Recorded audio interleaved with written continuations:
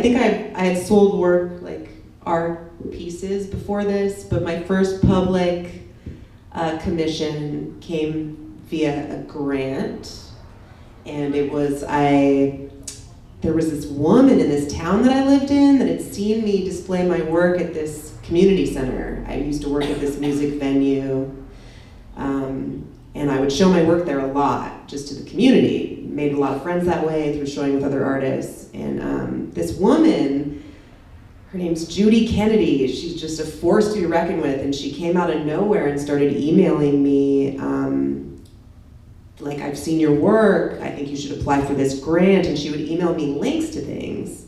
And she got me to apply for this little grant, which was a public billboard that they were gonna put up in downtown. And I applied for the grant, and I didn't get the grant. 4 artists got the grant, 4 other artists. Well, Judy Kennedy was so mad that I didn't get the grant, because she thought that I should have, that she was on the board too, of like the people deciding, I guess. Works in public art a lot. She threw down her own money for me to do a 5th billboard. It was just bizarre. It was one of these things that you think isn't gonna work out, and then if you don't let it get you down, the universe has an interesting way of coming through sometimes. But yeah, I think it was only like $300. It was not a lot of money, but they put it right downtown, and it stayed there for 2 years. And that's the first one I can remember. And it felt great. I wanted to do more after that. I wanted to do more public art and apply for more grants and funding through cities. Hi. So, I guess I forgot to mention I'm from Cincinnati, Ohio. I moved out here about 9 years ago. I guess my first commission, I used to show a lot of art in like coffee shops and stuff around Cincinnati, and a guy saw my art and just, I guess my first commission was actually doing like a portrait of his son in my style, so it was like, you know, gritty and crude, and I'm surprised that he was into it, but it was cool with him. And we've actually still stayed in touch, and he still buys my work, like 9 years later, which is pretty cool. And that's like, I guess an important thing is like email lists. And this one, Miss Julia Bud Snow, reminds me of this all the time. And I hate doing it, but the whole email thing is like totally worth it to like stay on top of your contacts. Yeah. So. Cool. I could tell y'all about a tight recent one. Hey, don't steal my questions, man.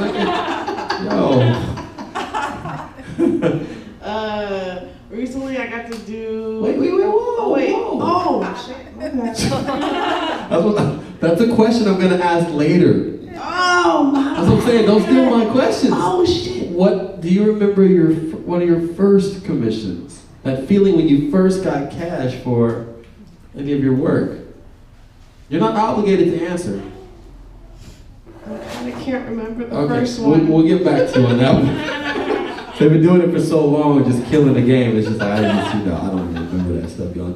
So, as Deb talked about it, all of us at some point in time realized that our value artistically was worth way more than what we had just got paid or got. So pricing your work, let's talk about that, because there's so many different variables, right? Is it for community? Is it a good place where I'll get more work if I do this? Is it a good client? I could build more out of this? Is it something I really don't want to do? Like, how much time is it? So, you guys can if you can just share some tips on how do you go about pricing your work so you don't end up doing a work for a week for $100 in 2017. All right. That's awesome. So for murals, I established a mural rate that I charge. And this happened, there were many years that I did not do this, and I grossly undercharged or did work for free. And I think there's value in that for sure, is building your skills, building your ideas, building your body of work, building your style. All of that is really important in the formative years of being an artist as a career profession. But there is a point in time where you have to get paid, and you have to make a decision that you're going to get paid. And if you don't make that choice, people will ask you for free art until you die, and it doesn't ever stop. They celebrate art, they're excited about art, they want to be involved in it, and so of course they want to collaborate with you, and of course they see what you're doing and they want to work together. That being said, a lot of people that want to do those things don't have the finances to back it up, or it's not that they don't have it, it's that they haven't thought about it or made it a priority into their budget, let's say. So I think part of that is educating the public and educating people that this is like going to get your coffee in the morning. This is like buying an item of clothing that you love. This is like going to a concert that will forever change your life. You know, these purchasing art or commissioning art or being involved in the process of art or music or any of these cultural things, it has value and it should be supported. And it only happens if it's supported, because people can't do this forever for free. You burn out, you get depressed. So many artists I know are radically depressed, and these people should be the most joyful people, the most celebratory people, and celebrated. You know, it's so important to celebrate culture in whatever form it comes, whether it's music or whatever. And part of the way to celebrate and support it is to support local artists and support the art economy. So yeah, for pricing my work, mural rate for corporate clients, I steadfast to that. If it's you have to. If it's a big commission and they really don't have it in the budget and it's a tiny bit lower, like I'll consider that for sure. I just did a mural in a restaurant up north in Santa Rosa. It's a great client. He also runs a giant music festival. So I'm immediately, like you just said earlier, you gotta weigh some things out and say, okay, who is this client? What could they possibly offer me in the future if this collaboration works out well? And do I want to work with this person? Is this person interesting to me? It's a huge one. I'm not gonna just work with anyone because we have limited time. So we have to work with people that we love and believe in and respect. Now I love community art too, and so sometimes I'm not going to charge a mural rate, and I'll consider the client. Sometimes I will donate things for free. But I just turned down a big email the other day from a huge corporate client that works with Nike and all these other big companies. This guy contacted me. He's from a PR firm, and he wanted me to design a poster to celebrate and raise money for artists in a specific community. But there was no compensation. The artists were gonna get one poster as compensation. And I politely replied, I learned from one of my patrons, she calls it the Oreo, like sweet on the outside, a little meat in the middle, and then sweet on the end. Like you never wanna belittle someone that's emailing you because they like your work, but you gotta explain, thank you so much for reaching out. The best way that I can celebrate artists is to stand up and say, this is what I'm worth, this is what we are worth, and stay true to that. And thank you so much. If you find a budget, contact me again in the future. I'd love to work with you. Boom, end.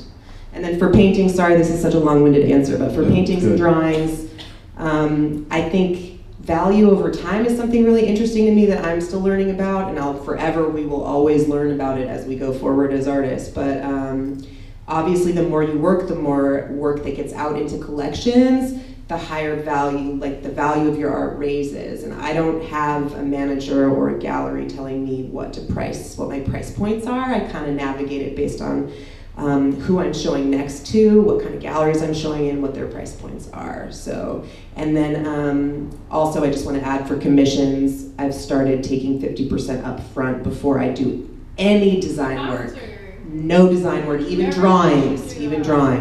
And also I've drawn up my own contract now that protects the rights of my work as well. Yeah, that 50% thing, you have to do that. I've been so screwed over the years from not doing that. I designed this poster for a huge music festival in Australia like nearly 10 years ago. And I was like, I would say at the 10-year mark, I was more like, of being working professionally as an artist, I was like, on the verge of like cracking it for when anyone had screwed me around. Like you get to a point where you're like, I'm gonna take it, fuck this. Oh sorry, you can like bleep. No, it's that just out. YouTube. Sorry. You can totally say fuck that. Sorry, I designed this poster and the lineup was so cool and I was like, this is a great thing to be, and the money was okay at the time.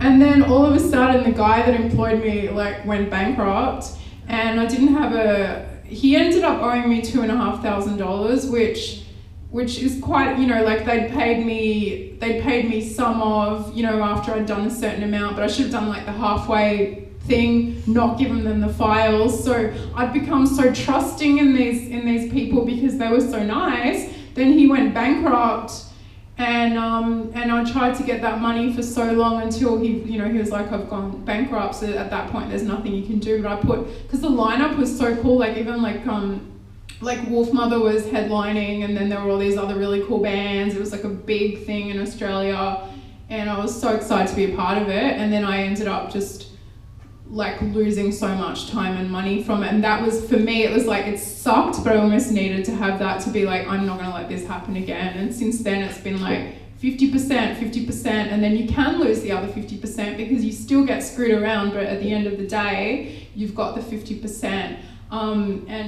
What we heard just before about the like standing up for yourself, that is really true. Like if I am forever getting approached by people like, sure, now I'm doing things for bigger companies and I've got enough to be like, no, yes, no, yes, you know, but until you get to that point. But I'm still getting a ton of the emails where people are like, oh, I know you love to paint, and I'm just wondering if you could just for the love of it, you know, come and paint this huge mural for me, you know, and it's like, and then you have to really nicely say, I live in San Francisco, my rent is pretty expensive, right. I have to put food in my mouth, you know, I have to pay for my health insurance, you know, like all this kind of stuff, you know, and you're like, so basically I have to spend this much in a week to survive, and I'm going to come out and like spend a week painting something for you who I don't know from a bar of shit just because you think that I love to paint so much that I'm going to do you a favor. It just feels like that. You never go into it in that way, but it feels like someone is, then I start to feel very vulnerable, like this person is taking advantage of me, you know? It's not like they're saying, this is the coolest festival in the world and we're going to put you in a hotel and fly you over. And, you know, sometimes you do actually do fun things like that where, you know, the budgets are low and that you actually, as an artist, still do some things for free because you want to, and that's your choice and that's your right. But you have to differentiate what you do for free because you want to. It's like the day you go, I'm going to go paint a wall because I want to do this. I want to hang out with my friends and we want to, you know, like have fun and paint together. That's because you want to. But a stranger just saying because you love it, will you like decorate? And this could be someone that may even have a lot of money and they're just taking advantage of you. So you have to differentiate. Like some people are actually taking advantage of you and don't let them, because it is that whole thing. I've strongly believed it's like the things that you say no to that you don't believe in, and sticking up for yourself or opening up the doors for the things that for the better opportunities, you know.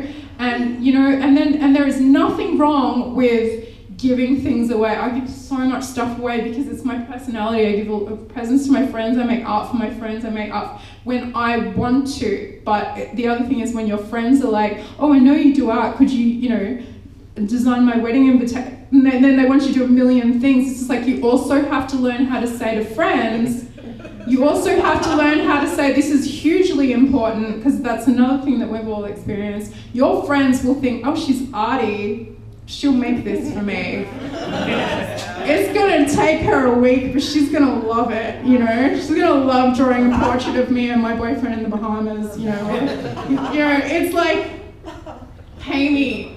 Just pay me and that's fine. You know, like, you do things, the more you stick up for yourself, the more time you'll have to do the ones that you want to do because you love it. And you need to do those ones. You need to do the free paintings because that's you. that's what you want to paint. You need to do the few free murals when you want to, or work with kids, or do community work and all of that because you want to. So the more you let yourself get pushed around, you won't be able to do anything that you like. So I think that sticking up for yourself with your rates and what you do want to do and what you don't want to do is really important. And you never have to be nasty to anyone. You can even not respond to people if you don't want to. But if you choose to respond to someone that you think is taking advantage of you, just make sure, even if you're being nice about it, you do spell it out, you know, because then you're sticking up for other artists as well. So I also have a flat rate that I won't take a job on unless it starts at that fee, and then I'll be like, thank you, but no thank you. And you know, life gets more complicated as you get older, health gets complicated, money gets complicated, and if anyone wants a reason as to why you can't do something for peanuts, give them a list, you know, like this is life, we live in San Francisco. If you're young and you want to start your art career, it might not necessarily start off with amazing rates, but I think that if you just get through the initial push, I mean, we're in San Francisco, look at how there's a lot of money out here, you know, you just go searching for it. This is actually a pretty good city to be an artist, I think. I forgot what the question No, was. it's all good. Go ahead, Agana, and then you'll help. Oh yes. Yeah. Let's talk about pricing your work. I definitely agree with what everyone said. For sure, I think it's good to pay your dues, do free walls, do free gigs, like when you're first starting, and get your body of work for sure. When you want to. Yeah. When you want to. But then you can't eat with thank yous. You can't pay your rent with thank yous anymore eventually, you know? And I had so much fun painting today because I just got to freestyle something I wanted to paint, which was very freeing because I've been feeling like all my walls and gigs have been like commission work where I have to have a sketch, you know, that's greenlit by somebody, and you know, it's like sometimes I just want to be free. So that was fun today, but it's definitely important. I mean, every time you go out into the public and paint, it's a risk, and you can't take a risk for free. And you just, especially when you're painting a wall, you kind of have tunnel vision with the wall. You have your back face to the street. You don't always know what's going on behind you, and it's definitely a risk. You never know what's gonna happen. So